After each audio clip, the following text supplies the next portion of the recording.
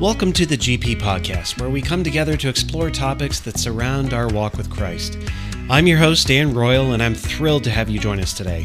The letters GP in our podcast name represent the name of our church, Grace Pointe.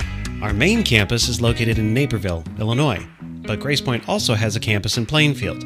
If you're curious to learn more about us, make sure to head to our website, www.gracepointe.us, and check us out.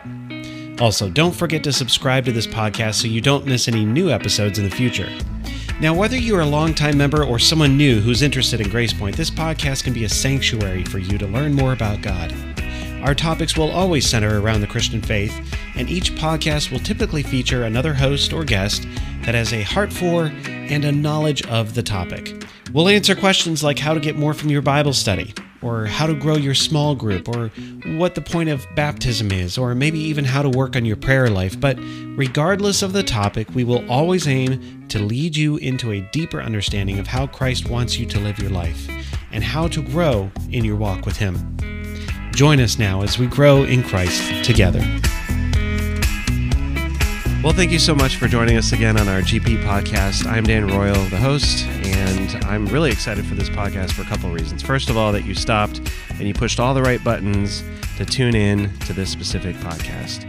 Second of all, because we have some special guests here with us today. One of them is a repeat guest who you have heard on before, Evan Mock, our worship pastor.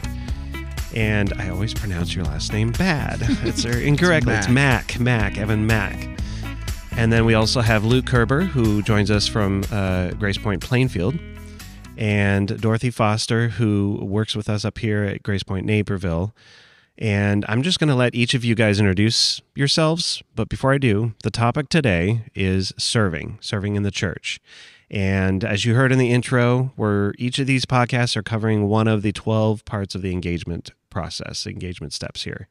And this one is on serving, which is a huge portion of how the church even operates. Yes, we have people that work here. Yes, we have people that are staff members. We have people that get paid to do stuff. But the overarching amount of work that's done is all through volunteers that serve. You think of missionaries who serve overseas. Well, everybody that serves here is also a missionary in their own field. You're missionaries to children. You're missionaries to a small group. You're missionaries to anybody that you're talking to and you're serving them. You're acting out what God asked you to do in your Christian life. So with that in mind, Dorothy, why don't we start with you? You can introduce yourself, tell us what you do here at Grace Pointe, and then we'll go from there. Hello, my name is Dorothy Foster, and I have the privilege of being the children's director here at Grace Pointe, Naperville, working for the children from 0 through 5th grade. All right. And then Evan Mack,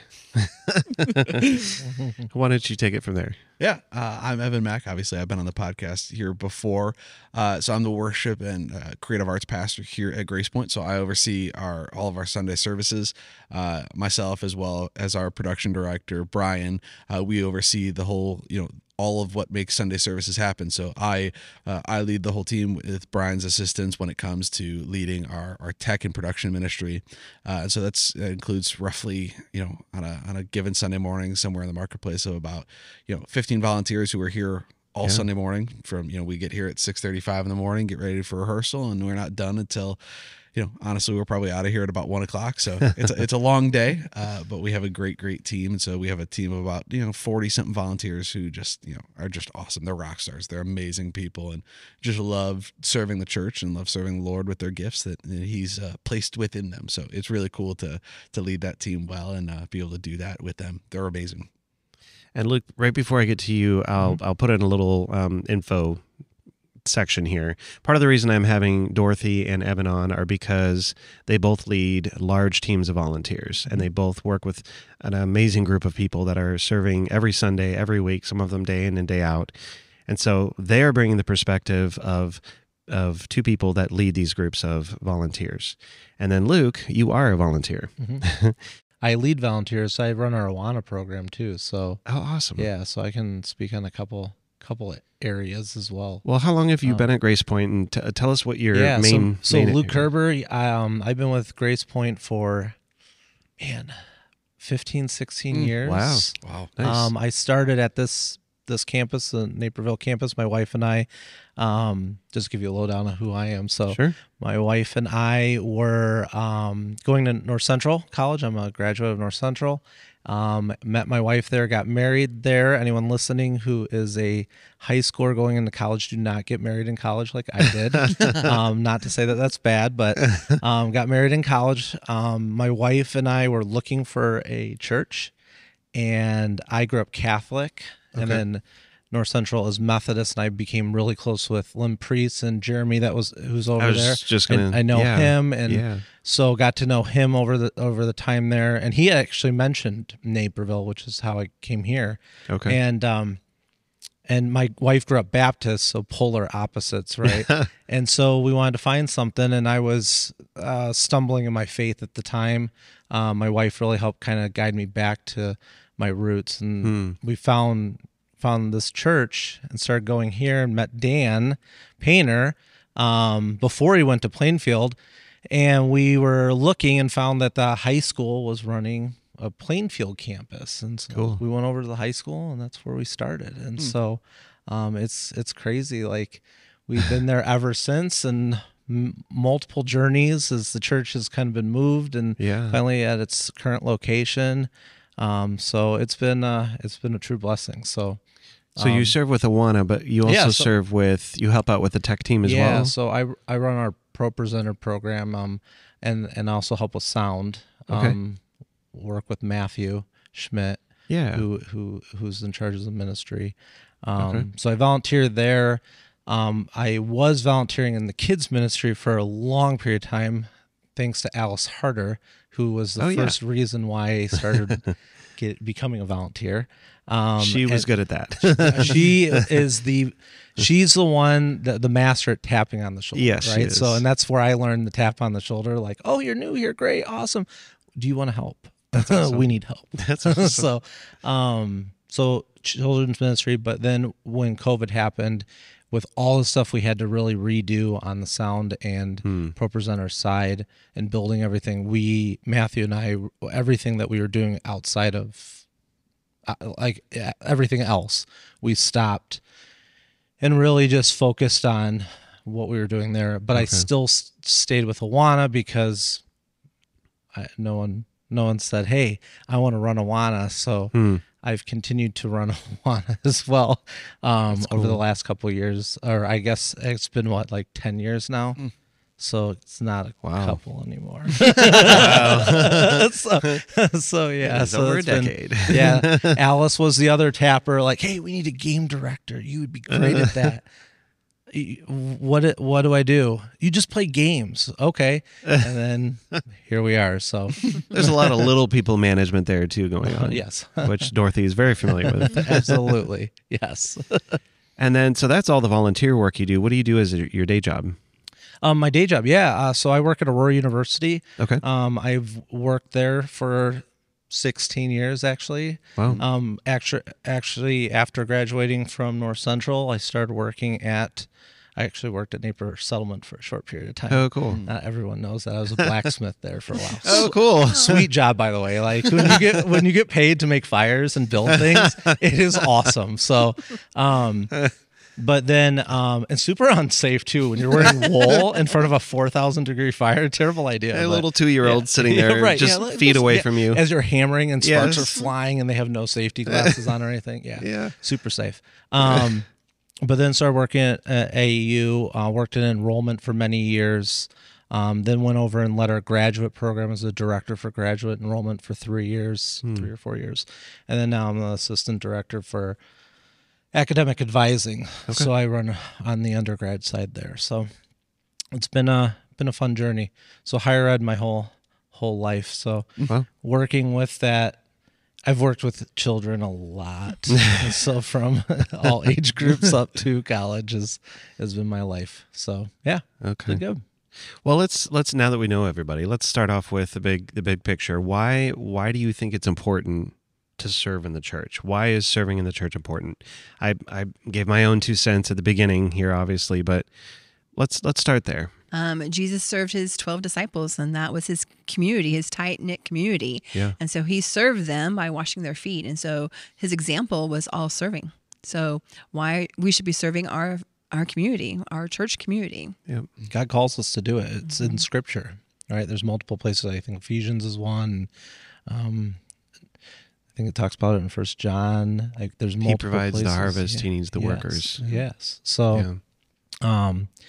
He calls us, and we have to volunteer to do His work for Him and through Him. And then, really, the biggest thing too is, we need to be the light for others. And so, I think it's for all the little things from running. It's cool because from running Pro Presenter, right, to leading children, what you do, and then, like all the way to working with like high schoolers or the Awana program, you get to really see the full gambit of like serving, and God does some really cool things, and it doesn't have to be perfect. But everything He calls us to serve in so many ways, and we're needed to all these little things, from the sound so that everyone has a great experience, that they're not focused on something else, that they can really pivot and focus on the Lord. It's what's so important. So yeah, and I think at the time of this recording, we're still wrapping up our series on the Holy Spirit. And just a few weeks ago, Pastor Rick Pearson here at Naperville, he talked about just the idea of using our spiritual gifts well, right? That the Holy Spirit gives us these gifts, and we're to use it for for ministry, and that is not just people who are called into full-time ministry. That means that we are called, are supposed to use them when we go outside the walls also. So when it comes to the church, like I think about Acts 2, right? I think I love this passage. It's the end of Acts 2. It talks about the fellowship of believers, and it says this: "And they devoted themselves to the apostles' teaching, to the fellowship, and to breaking bread and the prayers. And awe came upon every soul, and many wonders and signs were being done through the apostles. And all who believed were together and had all things in common. They were selling their possessions and belonging and distributing them to all as they had need. And day by day, attending the temple together to break bread in their homes, they received their food with glad and generous hearts, praising God and having favor with all the people. And the Lord added to their number day by day those who were being saved." And like I think about that, right? And you've got the bits where it's talking about how the early church, they were selling all their possessions, they were giving to those who were in need. In that, it also comes down to the things that they have that that can't be sold, right? The gifts that you're given, the Lord places on you. It's not like I can say, "Hey Dan, I'll give you $10 for your gift of hosting podcasts." Like, you give that to me and I'll take it.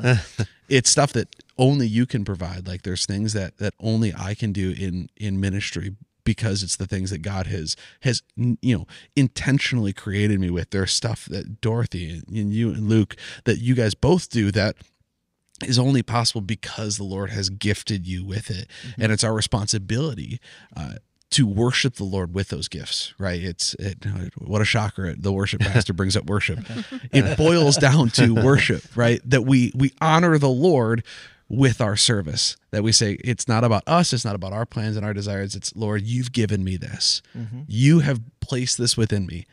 I want to be faithful to you. And then truly, not just saying I want to be, then being faithful to Him by acting on it. So it kind of like loops in together. That's like the church was together in unity. And when that happens, that we should be ones who are looking out for other people and serving them and utilizing what God has placed within us to do so.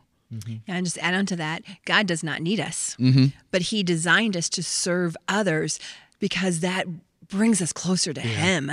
And so He's working through us, even though we think we're working and helping everybody else, because God doesn't need us, but He's designed us. This is another way for us to get to know who He is even more. Yeah. I like that aspect of the gifts and using, because we all know that we have gifts, that we have talents that we have. And if you're listening right now and you're like, "Oh, what is a spiritual gift? That's weird. That I don't really understand that." Then by all means, contact somebody here at the church and we can walk you through that. Yeah. But essentially, it's a talent that God has given you that you can use within the church to serve. Absolutely. And I think too, sometimes it's not just what your talent is, right? Like God gives us talents, and we use those in many ways to serve Him. But there's other things, like I look at Pro Presenter. I had no idea what I was doing with Pro Presenter. Like, nor did I want to do anything with Pro Presenter or sound or anything like that. Like, I used to play bass when I was in high school and stuff. And I was in a band and all that stuff. Like, I did all that. But I wouldn't say I'm like, I could get up there and do worship, right? Like, there's no way. Like, I've already been asked. I'm like, no, no, I hide in the back, right? Jess is like, tapped on the shoulder. Oh, 100%. Like, no, sorry, Jess. Yeah, absolutely. They didn't have a bass last week, I think. Yeah, right. But like, just me personally, I did not have a talent for ProPresenter or knowledge for it. God said, the church needs your help, right? And you're the one I've tapped to do this. And here's the gift. And the gift is you need to learn this and you need to take the responsibility for it. And that I really believed was my calling at that time to go to serve the Lord in that way and learn it. And I'm an amateur by all means. Like, I don't some days know what I'm doing, but like, you just sometimes God asks you to take that leap, right? That step and figure it out, right? And trust him to be able to figure it out, right? And so there's I wasn't praying necessarily about anything COVID. It was, Lord, help me figure out this ProPresenter thing so we can get back to church. We can figure this, like, because I don't want to be the one that's like, oh, now there's no slides. Okay. So, yeah, it's... And everybody's singing watermelon. Yeah, right. Here's paper sheets, everybody. Right. Pull out your hymnals. Yeah. That's two sides to look at the same coin, the talents that God has gifted you with, and then sometimes you are in the position where your gift is time. And it's just being there to actually serve in a hole that needs to be plugged, so to speak. So we know that this is a calling that God has for each of his children, is to serve in some form, whether it be on either side of that coin. So when we look at service, we can look at somebody that just became a Christian and is joining the church. And they're learning to be discipled. They're learning to grow in their faith. And there's an aspect of that, okay, now that you've joined the church, part of being a Christian is serving. But what about those that have grown up in the church and they've seen this is what ministry looks like? This is what my dad always did. This is what my mom always did. She helped in the nursery, or she taught the little kids, or anything to that extent. So what are the differences that you guys have seen over the years of those that have grown up in the church or those that have come in from the outside? Let's talk about that a little bit. Yeah, Dan, there's a survey that Lifeway put on. They interviewed over 2,000 parents of young adults. They were surveyed, and they evaluated each adult child's spiritual health and answered questions about each child's upbringing. And it was interesting of how serving came involved in it. And it was number 3 that said, child regularly served in church while growing up was a third top factor that their child continued as a young adult in their strong faith. So God has designed for our kids to learn how to serve at even a young age. And that could be as example from parents, taking your children to serve with you, being example for the parents serving, but how important, I feel like it helps the child get their eyes off themselves and on others. And if we teach that at a young age, how important that is, that God says, no, it's not all about you. It's about others. It's about God and others. And serving is a huge component in that. There's a quote from a book I was reading a couple years back, and it says this. It's, tell me and I'll forget. Teach me and I'll remember. Involve me and I'll understand. And if I can understand it, I can own it. If I can own it, I can live it. And if I can live it, I can teach, train, and equip others. Wow. So like, I think about that, and it's like, right, like, it's, okay, that's great. You sat in Sunday morning service. That's awesome. What did you do with it? Like, that's phenomenal. You listen to a message, and that's good. Like, we want that, right? We should be engaging with God's word. But it's something that should change us fundamentally when we walk away from it. Like, it should inspire us and fire us up to go into that, into that next thing, to go back out into the world and serve and worship the Lord, right? And really, Dorothy, going off of like that, that study, it sums up who I am, right? So growing up, I was, for the first couple of years of my life, I was raised Catholic. I was probably up until like first, second grade. And then there's like an ownership. We've got a club here in the podcast. Right? But so in about second grade, my parents were like, there's got to be something more to church. So we transitioned over, and we found this church back in the Metro Detroit area. And we got involved, and it was like this, like, oh, so God isn't just some being to entertain and like to keep at an arm's length and like that he keeps us away from us and we got to do enough good things to appease him so that we don't get punished. But instead that God wants relationship with us personally. And that was like the big kicker. So we changed it and started, attending this other church and, engaged with the Lord and in relationship with him in a way that we were never taught and discipled to. None of my family was. My parents were both raised Catholic. But over the time there, that was, when I was in second grade, over time, my parents got involved in the kids ministry and started showing us that like serving was important and volunteering was important. And then from there, I started volunteering alongside my parents. A couple of years later, my dad became a pastor on staff at that church as their kids pastor. And I started leading at the age of probably like 13, 14. I was leading the tech ministry for the kids ministry of this church that was 3 campuses. And I was over all 3 at the age of like 14. And it was because I just fell in love with serving the church because I saw what good it was. I saw how, I saw how much fun the kids had. I saw how much joy it brought them. And then because my dad was on staff, I got to hear of the situations that they came from and how this was like I get to hear about the love of a God and a Father who loves me when I don't have that outside of this room. When I don't feel that from my, my living, breathing Father. Yeah. And like that was like boom, like it changed my life. So from there on, I started volunteering and I was serving and leading and and stuff kept getting handed to me as it kind of does, when you find people who are excited about it, it tends to just kind of be like, hey, you look awesome at what you're doing. You should do more. But it's great, but it's because it's like the Lord has placed that anointing on you where it's like, man, the things that you are doing is producing fruit. We would love to see that in other areas. And that was my life. So I grew up, I was, leading tech ministry and the kids ministry. Then, my dad ended up inevitably left ministry just due to some family health concerns, and he needed to go back to work. I quit leading that ministry for all of 2 days and then got recruited to be the youth tech director about 2 days later after saying, I'm going to take a break. So my break was nice and long. And, from there on, I never looked back. I got in, I knew from that, like really from, that point on, my calling was to ministry and because it was called to love and serve the local church. And from there, I never looked back. I was a pastor on staff at a church about an hour south of here in Bourbonnais for a number of years during college. And then I was back in Detroit as a youth pastor for a number of years. And now I'm here as our worship and creative arts pastor. And I look back and I go, it's because my parents and I served and volunteered alongside each other. And they taught me it was important because they did it. Yeah.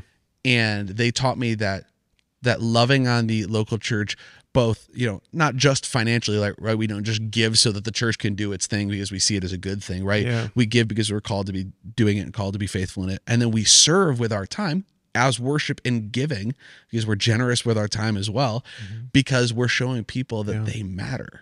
It matters that I show up and I lead worship with our team. It matters that, Dorothy, you and your team show up and love on those kids. It matters that you run Pro Presenter so that your people can read the slides and read the lyrics so they know what to sing. Like those things matter. Yeah. And when we teach kids that from a young age, what they realize is that church isn't just about themselves. That we come to church because we're a part of a community that we get to pour out love into. Yeah. Right. There's a pastor, sorry to ramble, but there's a pastor, he said that all sin is just love collapsed in on itself, that it's focused in on you. And I think that's no more true when it calls into the kind of the comparison between the church and the outside world, right? We see in the outside world so much love that is all about selfish love. But when we're a part of the church, we're called to be a love that just pours out. The Lord loves us. We find our joy and acceptance in him. And from there, that love should just overflow in our service, in our generosity, in our love towards the world. And that's why we serve. I get passionate about it because it matters, right? We are called to love, and that means through every ounce of who we are, go out into the world and be the hands and feet of Christ, whether it be inside the church walls or outside of the church walls. That's what we are called to do. I think that's the faith of a child that Christ was talking about, is that love and that full 100% dedication to helping or doing whatever it is that they're into. It's that aspect of trying to get that same excitement that a child has into an adult mind as well. Yeah. So from the perspective of it, like it totally rearranged your life. Yeah. And in a similar fashion with my parents being missionaries, it was similar. I grew up around ministry. I was always in ministry. There was some aspect of ministry that I was plugged into. And so here I am. I'm serving at a church now. And I've always been in some form of ministry over the years. But for somebody that's coming in that, let's say, has just become a Christian and now they're serving in the church, or they want to serve. And I think overall Grace Point has done a really good job of saying, great, like Luke, like you said, tapping on people. Great, you're here. We're so excited that you're a Christian. We're going to help you build your faith. We're going to help you work through your discipleship and grow in your faith. But that aspect of tapping on their shoulder and saying, all right, well, how can we get you plugged in? And from your perspective, I guess, Luke, what do you see? Like, what are some of the best practices that you've seen and how to carry those conversations, and or even for how Alice tapped on you and what you've employed when you've tapped on other people?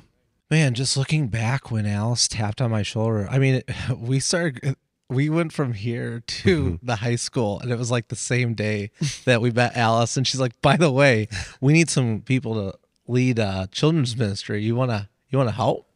We're like, we don't even know you. We just got here. Like, who are you? Like, and then I remember leaving, because remember, like, let's rewind here. I'm a new Christian, really. I grew up Catholic. I did First Holy Communion and did all that stuff, but I was not close with my faith. Like I did not know God. And I was like, Alice, like I can't even like quote any scripture. I don't even know. How am I gonna, like, I don't even know where Romans is. Like, what are you talking about right now? And she's like, it's okay. That's okay. Like, we'll help you. We want you to be a part of this. And to be around children, it's humbling to see some of these kids just know a lot. And they're at the age where, like, even seeing in Awana how they can memorize verses is insane. And it's just their brains are sponges, right? You know, it's like they just soak it in, like, give me more. And yes, it's at a lower elementary level, right? But they're just absorbing it and growing with it. And as an adult, it's harder, right? It truly is harder. And I think that's, volunteers get scared sometimes. Like, well, wait, but I have to know it all. Like I'm still asking lots of questions. I'm still not there, right? And that's okay. Like we're all in this together, right? Like the Lord calls us to be servants and to volunteer, to be here with Him and stay humble and take the gift that He gives you and use it for the greater good. And I think every time that someone new comes in, or, you know, Marianne and I are trying to connect people for Awana, or Matthew and I are looking for people for sound. Anyone listeing that wants to help with GPP sound, or Plainfield needs help. Yeah, Plainfield needs help up there in the booth. But you know, just asking and just saying, you know, because you always get people that come and say, man, you know, so you're doing sound up there, you know, it would be nice if you click a little faster, or, you know, do we need the lights here and there? It's like, you know, those are great suggestions. I see what you're saying back here. By the way, would you like to help? Right. And I think that's, if you see things, right, that you want to help with, right. It's not to say that you're all knowing, or you want to, like, be arrogant or anything like that. It's just, you have some good suggestions. We're looking for people. We're all in all aspects of the church, right? The church is run by volunteers, especially GPP. Like, we need volunteers, and like, it's great because like, if you have suggestions, like, come help us. We want to help. We're, like, again, we're all in this together, and I think that's the thing is, like, I'm not all knowing when it comes to the sound or AV, and I love to hear feedback from others. I want to get people that come in that there's some, you know, friction and stuff, but it's, at the end of the day, we all take a step back and know this is not for us. This is for His glory. This is just to make it easier for all of us here to put the focus into the Lord, right? And so we're all in this for the greater good. We're all in this for the same purpose. And I think that's where, just when you're asking people to help, or where would you like to plug in? That's why we used to do those like little ministry fairs. I love that because you could walk around and just talk to people, right? And it's funny because some people just piece out of there real quick because they're like, no, I don't want to be asked to do anything. And it's like, usually that's where you got to try to have some people at the door like, hey, so we noticed you didn't have a chance to stop at any of the booths. Yeah. You seem to want to make a run out to the parking lot really fast. Have you thought about parking lot ministry? Exactly right. Yeah. Got him. We need a grounds crew. That's right. So, yeah. And it kind of forms community within the church because you're going to do life with those people you serve with. They're going to become prayer partners and praise like God moments that you get to share with because you'll experience it together. So it's more than just serving you as an individual. You're building a community that you have something in common with. Every week you come to a 4-year-old classroom and you get to see the same kids and good days and bad days. And yet you're building a great community. It's just so cool to see children go all the way through and be adults now. And Dorothy, to your point too, like I would never have known Matthew if I didn't work in the sound booth. Like I consider Matthew one of my best friends now. Like I know he would call on me if he ever needed something. I could do the same thing. Like you truly find life partners in ministry and when serving, and it goes for a lot of people at church. Like I lead one of our small groups too, and anybody I can call in a second, and I know they would be there, and that's what's just so cool. And if you're not serving, you miss that opportunity to have that. That's what the church is, right? Yes. That's what God has created the church to be. So Luke, I wanted to ask you a question. When you came and you met Alice, right? She tapped on your shoulder and said, "Hey, we need help." Like how has, like, when you look back at that, like how has that shaped your walk with the Lord, your discipleship, like process for you personally? Like I'm so curious to know. Alice and Karen Yang, if you know the Yangs, when Karen was alive, Alice and Karen are, man, I don't get emotional, but that was a good question, my friend. I'm gonna really try to hold it together right now. Those two changed my life. Now my wife, I never give her enough credit because if she's listening to this, she's gonna butcher me if I don't say this. My wife has truly changed who I am as a person, period. But those two people, when it came to ministry, really pushed me to another level that I never probably would have got to. And both them, when I was at Naperville, Lynn Priest, the chaplain there, I started serving on mission trips in the local area. And it's something I've been dying to do here is Appalachian Service Project. That's where I really started finding faith again, building homes, but reading the Bible during like small group studies time.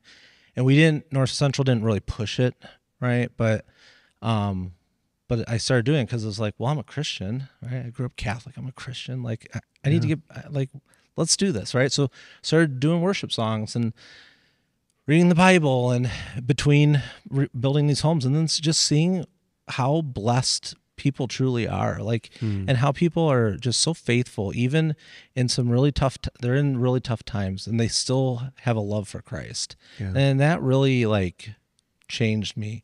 Then started going to Grace Pointe, and Alice tapping on my shoulder, and that was really the moment where it was like, okay, maybe there's something more that I'm missing. And that was the shift, and working with children and really starting to study more, learning more of the Bible. I remember I was getting so excited because, when the impact where you have the different stages, right? The wedding, right? You're just so excited. And I was like, oh, this is great. I'm learning. I told my wife, I was like, we didn't have kids at the time. And I was like, we need to do a Bible study. And she's like, okay, yeah. What do you want to do? Revelations. She's like, are you kidding me? She's like, that's like, are you insane? I was like, no, that's where we're starting. And so that's where we started. And that's cool. It's been a journey. And Alice really pushed me to get involved in Awana then. And then Karen really came in and said, hey, I want you want you to be the commander for Awana. And before she passed away, she made me promise that I would not give up Awana and not give up working with children. And here I am still doing it to this day, because of that promise, right? But that's more than just the promises, working with children, working with adults even. And it's just really, I think her point was never let your faith get stale, right? Never, always keep your eye on the Lord. If you're ever in a moment where you're not sure what you're doing or you don't know what direction you're at, really come back and reflect and speak to the Lord. And I've really tried to do that, especially with ministry I'm working in now, with volunteering with slides. Like, Lord, what is my purpose? What am I going to do? I've been at AU for 16 years. Lord, what is my purpose? Why am I here? What do you want me to serve? What do I go next? And I think I'm always still seeking that. But those two people really changed my vantage point on where I was and what I wanted to do. And because I got baptized at the high school. I remember that was a huge moment. Dan Harder was the one that did it, and because I asked him if he could do it, and him and Alice were there, and I was baptized in the tank in the lunchroom, and it was awesome. And I didn't know everyone yet, but just people coming up to you, just like giving you hugs and stuff, and like it was just a moment where it's like, wow, this is so cool. Like, it's a family. And I remember too, my parents were just like, what do you like? My mom got it, but my dad has been Catholic forever, and he's like, he didn't get it, and now he gets it, right?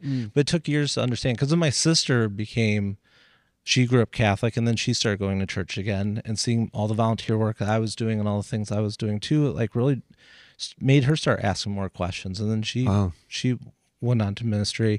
One of my best friends, all this stuff was happening at the same time. One of my best friends, his sister, they're twins, she passed away. I was his church friend. Like, he never went to church. I was his church friend. And he started asking questions. And I remember we started praying about it, and I started praying for him, and Lord really answered that prayer for me, because I had always prayed that my friend Chris would know Christ. And he's changing lives right now. Wow. He is listening. The Lord is working through him. And it's amazing with high school kids, like the ministry that he's been doing with them. He's a football coach, but he does his own like Bible studies and stuff. And it's amazing. It's really cool to see how people become saved. And then one person gets saved, and that person turns and saves works through all these other people, and the Lord saves all them, right? And because of that, I was just going to say, I'm hearing a trickle down effect from Alice tapping on you, right? This ripple effect that happens based on one thing, and that's when you believe in the Lord, and your eyes start opening to see those ripple effects. And I think that comes back to this whole point of volunteering. You have the power to do that. Yeah. Right. And I guess it's not the power that you're doing, it's the power that the Lord places on you to be able to make that happen. And that is what's so cool to see happen. I was thinking about this morning, we had a staff meeting, and Dorothy, you were talking about one of the events, Parking Lot Palooza, and last year they had tried something new where the men's group here, I believe it was Bravehearts, volunteered to cook food for the outdoor Parking Lot Palooza event. And you were sharing a little bit this morning. Can you share a little bit about that, about the effect that people showed up as this church is doing this thing, and it's outside, and I think it was the water event, and there's bubbles and slides and all sorts of stuff, and then there was food. Yeah, it was very impactful for these families when they came just for fun outside, parking lot, fun. But then these men, grown men, full-time jobs, took off to come and serve them and provide them a free dinner.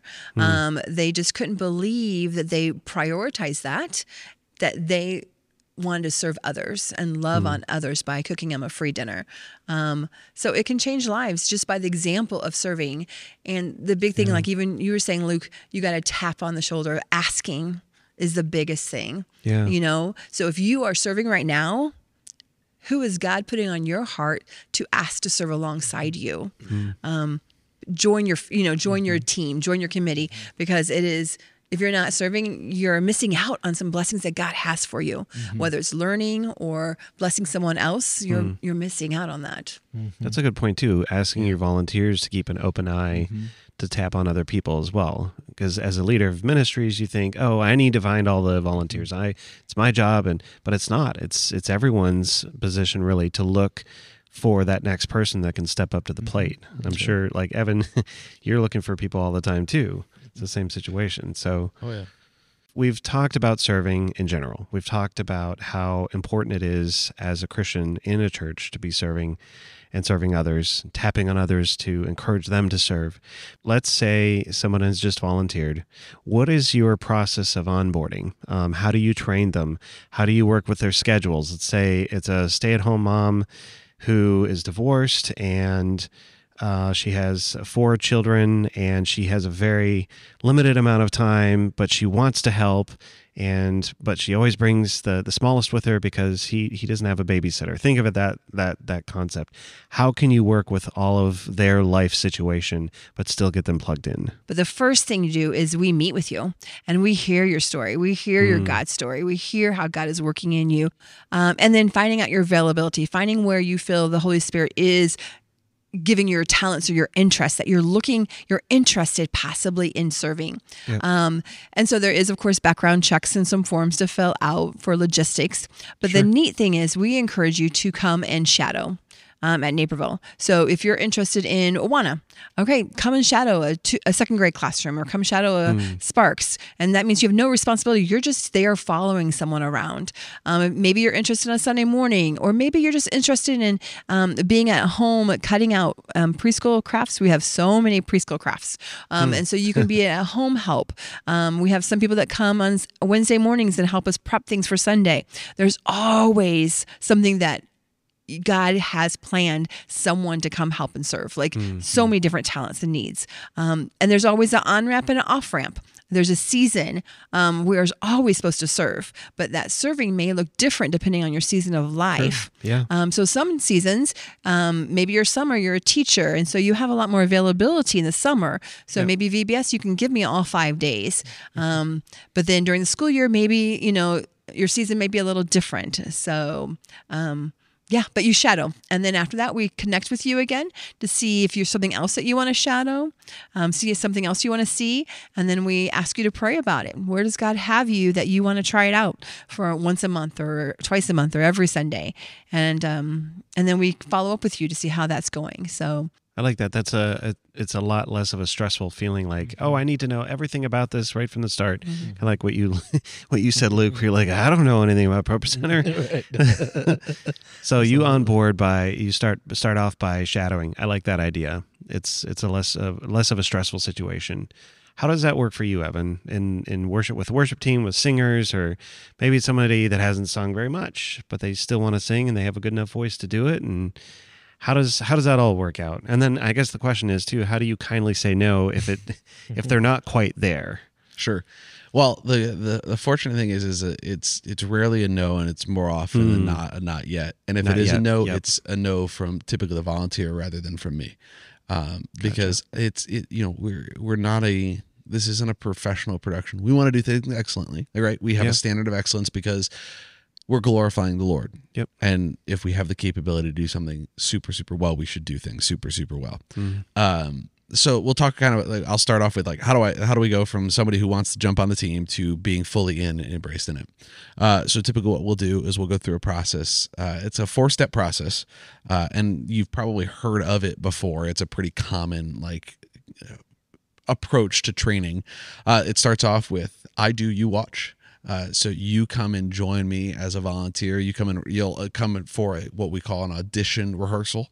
So you'll come and join us for a Wednesday night rehearsal, whether you're on audio, and it's a little different if you're on the production side of things than it is the band side of things. It's easier for you to be able to shadow and see how things work when it comes to the production side. Sure. The band, it kind of flows a little different because it's musical. So what you'll do is, if you're a singer, you'll prepare to sing harmony or melody on a song that we're doing of that rehearsal. So you'll watch us run through all the songs together. So our band will run through all the songs once, make sure we're good to go, see how everything kind of gets settled. Then it's I do, you help. So in that, if you're on the production side of things, you're starting to get involved in learning how to do things. Typically, it's by the second run through on our rehearsals. We run through the songs twice. So second run through, you'll help out with it. If you're a vocalist, you'll jump in and help by singing melody or harmony on one of the songs. I want to evaluate kind of where are you at vocally? What can we work on? Where are the things you need to grow in? What are the things you do really well? Where do you fit, right? Or if you're a band member, the same thing. Where do you fit? How do you fit in? Where are your skill level at? How can we help you serve well the Lord? So from there, after that's all done, you've kind of gone through the application and the audition process. After that, we start getting you onto the team. So that's where the training happens, right? Rarely do people walk in as like full-blown like professional audio technicians. Although in my ministry, I've only had one, which is still a lot more than a lot of people have. But most of the time people are coming in and they're like, I like to sing in the car, or I play acoustic guitar and sing around campfires. And it's like, well, let me help you get involved.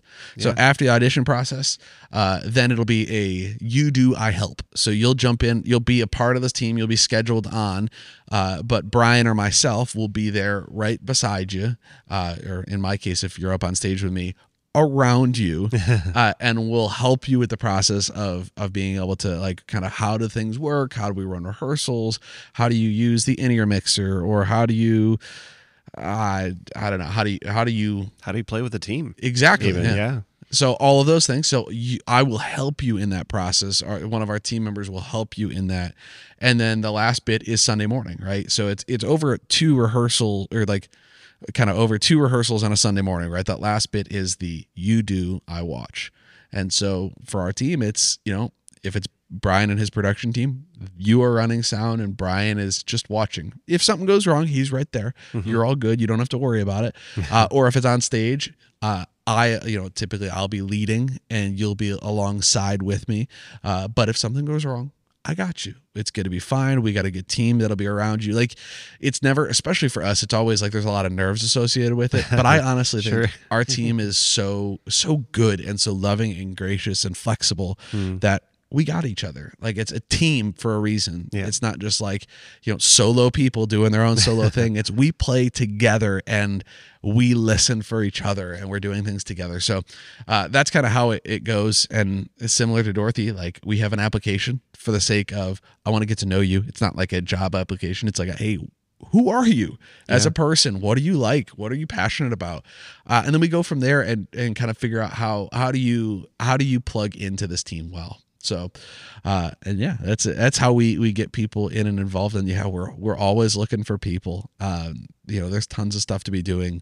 And really it's a ministry that not only affects the people inside the four walls of this church, but also affects those who are outside of the walls of this church via our live stream. Like, on a regular basis, we have, quite a good number of people who attend online every week, whether it be people who are on vacation or just people across the globe. Like, I mean, we get people, who ping in from all over the planet on a regular basis. So it's pretty cool to know that your production reach is not just like a here centered at Grace Pointe Naperville or centered at Grace Pointe Plainfield. Like, it's all over the planet. It's a pretty amazing thing. And same thing like for volunteers at GPP. I mean, we try to overlap what we're doing at both campuses, but very similar, I think, of how we try to do the same thing and view it, watch it, ask questions. It is hard because sometimes they're in the mix of practice, right, when you're doing it. So it's always a little, but then,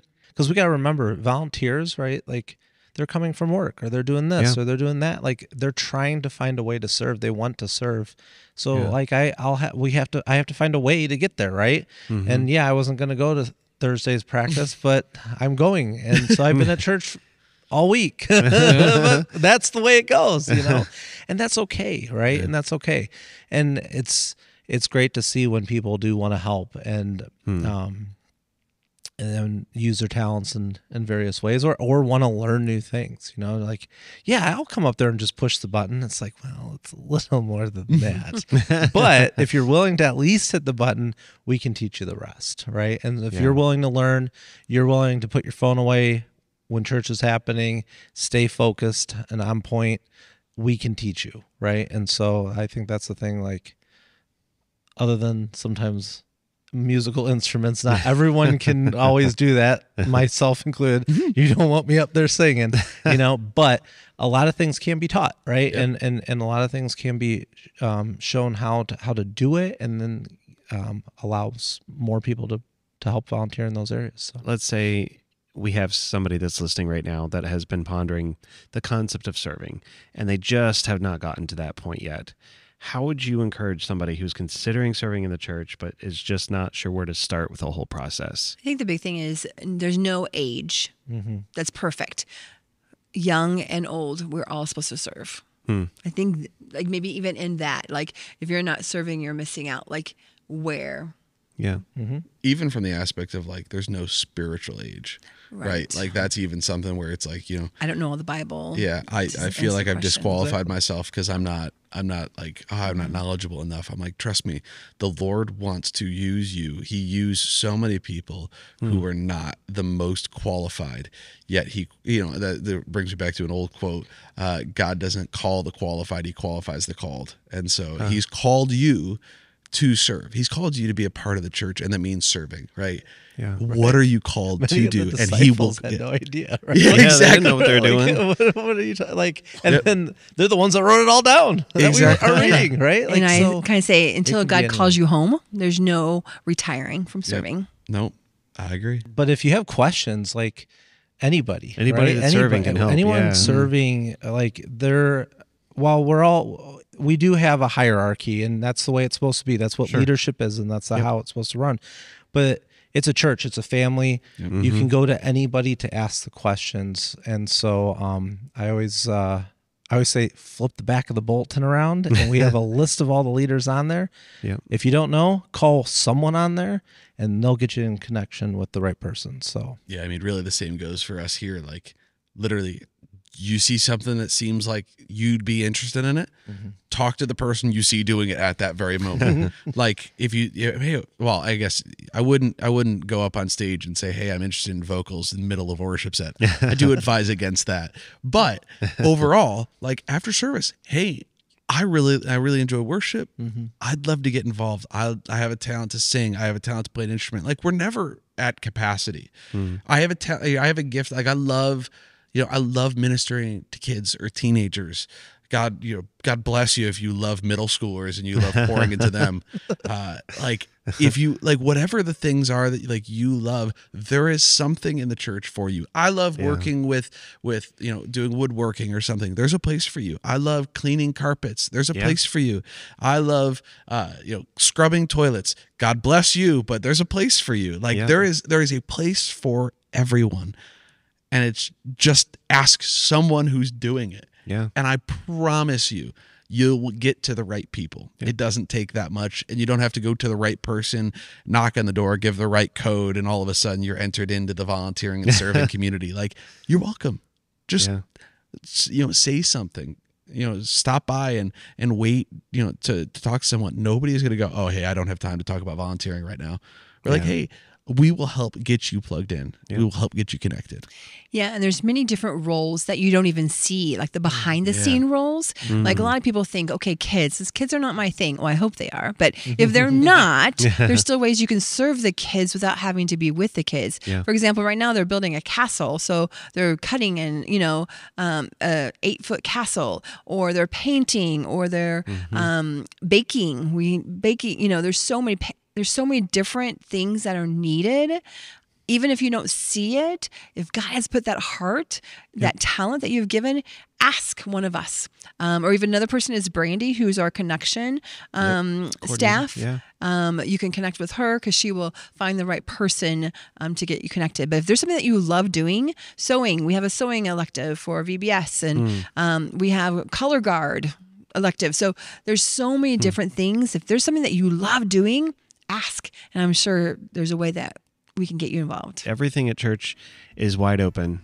We're an open book. And if you see, like Evan said, if you see something, somebody doing something that you would love to do, just ask them. When the time is appropriate, ask them how to get plugged in, and we will figure out a way to get you plugged in.